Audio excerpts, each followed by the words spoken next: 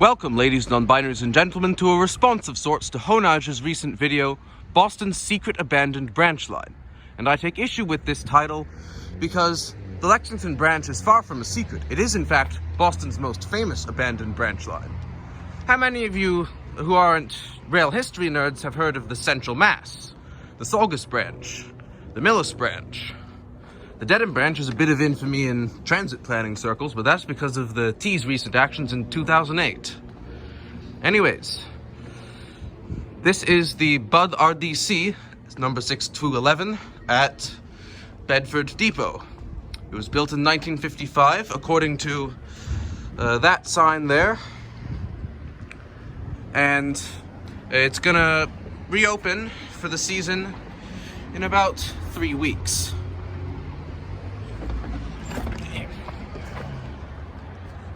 Anyways, I'm going to get on my bike and look for all the rail remnants I can find.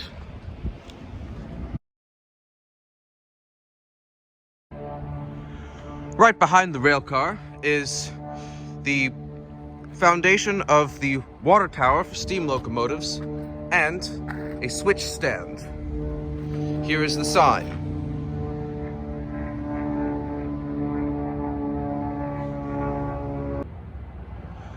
And continuing on from the rail car, there's this thing and a rail.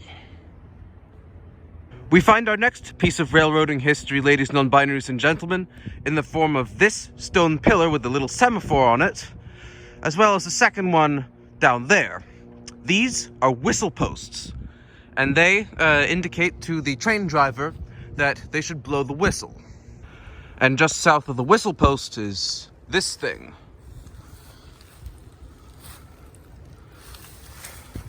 I mean, I guess you can see what's inside it. Now, the stream gauging station might not be railroading, but it sure is interesting.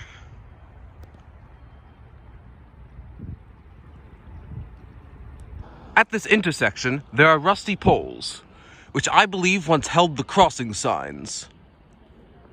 There are 3 different markings of the Lexington-Bedford town line. There's the modern sign, this rusty pole, and this concrete pole.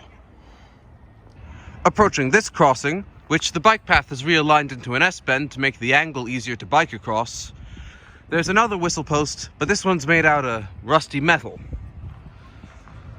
South of it, there's a post sticking out of the ground, and this says, "Cable.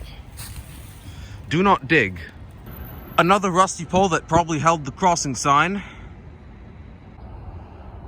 Wetlands shot, wetlands shot. Right now you're looking at the wetlands shot.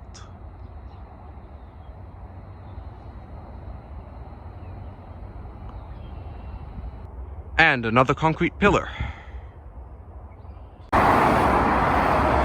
By Route 128, ladies, non-binaries and gentlemen, is this little building. I have a book about the building of Route 128 that I believe mentions this little building. I must have misremembered. That small building does not appear in this book. This concrete pillar is very slanted. And on the other side of the embankment, very interesting, rails have been placed vertically to hold it up.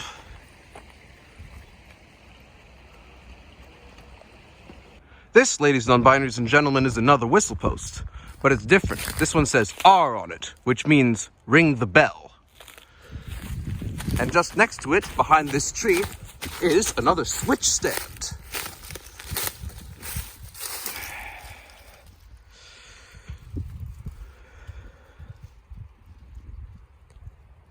This pile definitely looks like it used to be something, but that's the Lexington DPW. On its site used to be another piece of history, though not of this railroad branch, rather the Middlesex and Boston Street Railway, which was the interurban trolley company. Now, trolley companies, they used to like to build amusement parks at the ends of their lines to encourage weekend outbound ridership. One surviving example is Canobie Lake Park in Salem, New Hampshire. The train ride at the Canobie Lake Park until they expanded the water park, it used to turn around on the original trolley turnaround loop.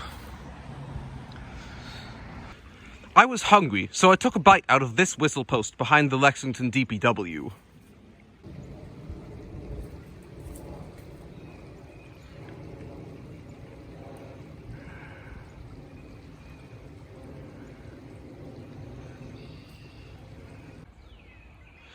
Hunk of wood of this shape, clearly a railroad tie. These two might be significant, but they look like they are some sort of fence posts. And here's another ring the bell post. Right here, ladies and non-binaries and gentlemen, behind some buildings on Bedford Street, are some very noticeable railroading remnants. It's an entire junction for a siding. Goes through these trees, over a little crossing,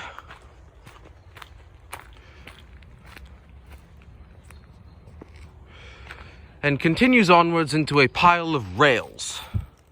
The most significant building to be found is the Lexington Depot, built in 1846 for the Lexington and West Cambridge Railroad. It's now part of the Lexington Historical Society.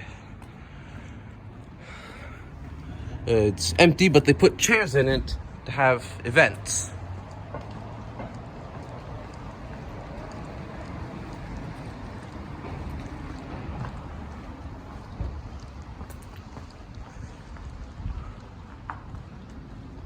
And round the back, we have the train shed.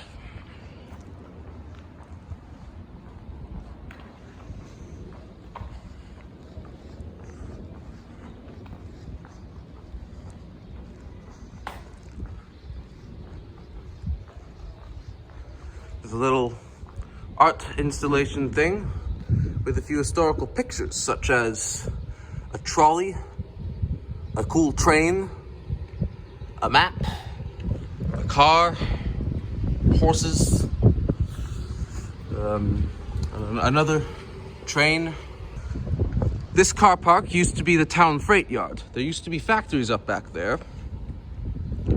And the parking kiosk, I believe it was some sort of signalman's hut. Here's a rail on its side. And you can tell how wide the right-of-way used to be by how wide the bridge abutments are.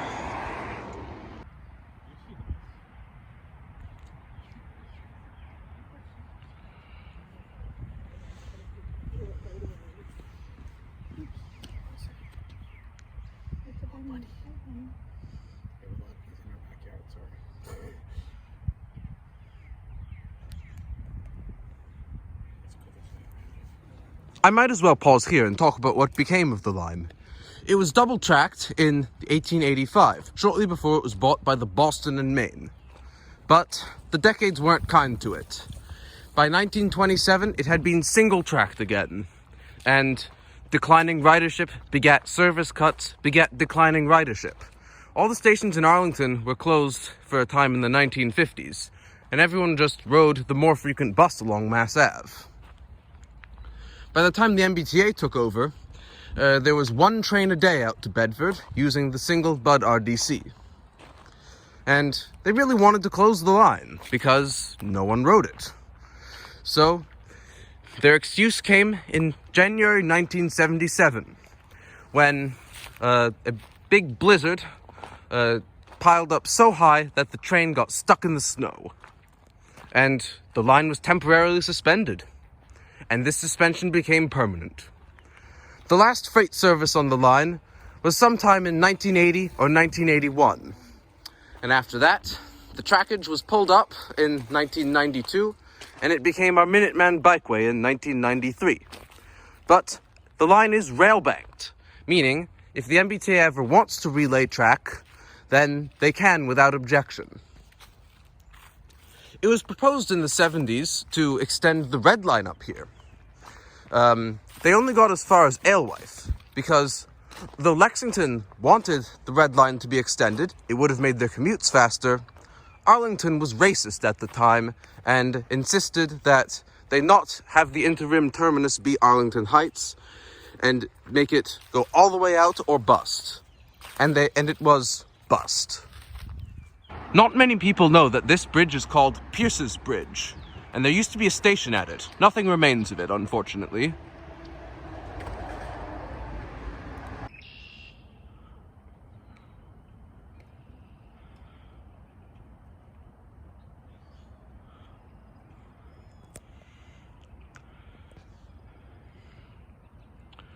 Wetlands shot, wetlands shot. Right now you're looking at the wetlands shot. This is Arlington's Great Meadows, which is located in Lexington but owned by Arlington.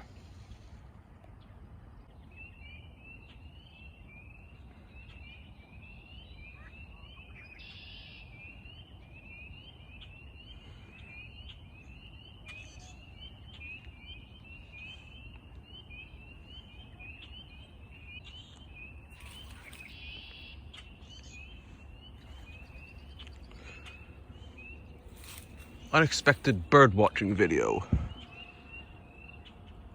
There's another one somewhere up there. There. Hello?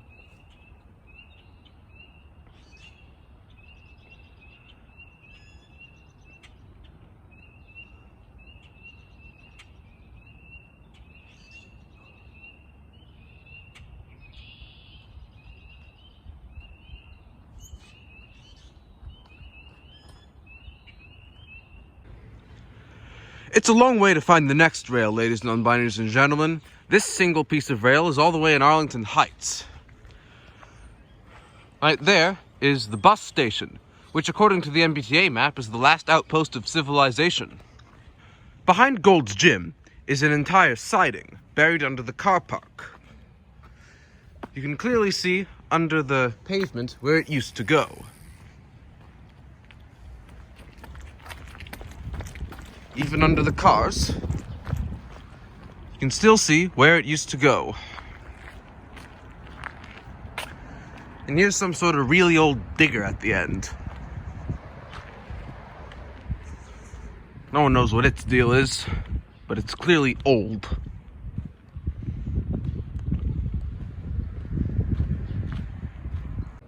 This building has an unusual copy and paste error. There's a second garage door on the second floor. And stop trying to convince yourself that this building even exists. Finally, ladies and non-binaries and gentlemen, another whistle post behind the Arlington High School, which they're currently replacing with a new one. Also behind Arlington High School are a couple rails sticking out of the ground. Of course, everybody knows about these rails in Arlington Center by a car park. This post is fairly well hidden in a bush.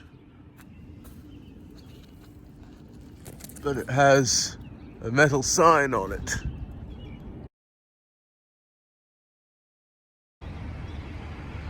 This is the stop post in Arlington Center, where the railroad crossed multiple intersections.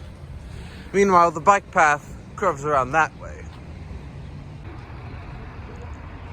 And everybody knows this set of tracks, prominently displayed in front of the Cyrus Dallin Museum.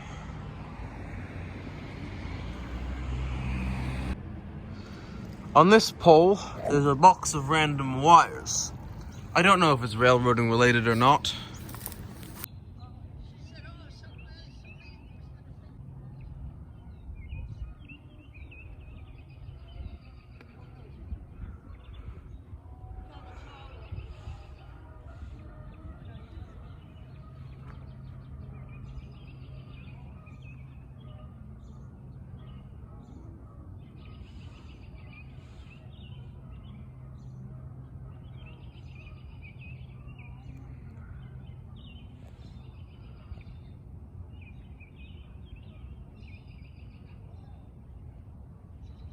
Now this is clearly railroading equipment. By the intersection of Lake Street, which used to have a station at it, there's a bunch of stuff, such as these two rails sticking out of the ground, this sign,